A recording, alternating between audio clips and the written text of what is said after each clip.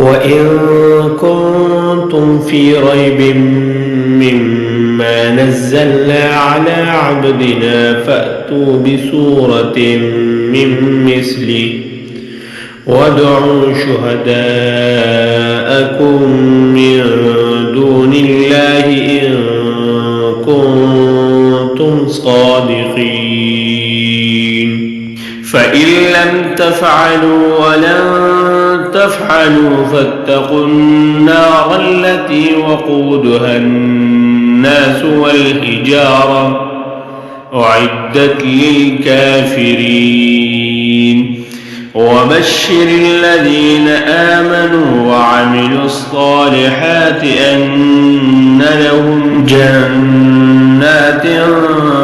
تجري من تحتها الأنهار كلما رزقوا منها من ثمرة رزقا قالوا هذا الذي رزقنا من قبل وأتوا به متشابها ولهم فيها أزواج مطهرة وهم فيها خالدون إن الله لا يستحيي أن يضرب مثلا ما بعوضة فما فوقها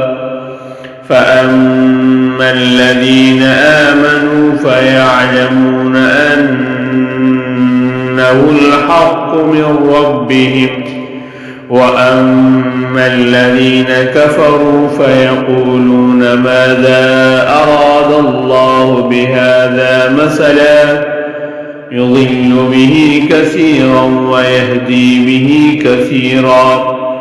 وما يضل به إلا الفاسقين الذين ينقضون عهد الله من بعد ميثاقه ويقطعون ما أمر الله به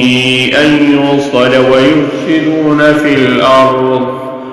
أولئك هم الخاسرون كيف تكفرون بالله وكنتم أمواتا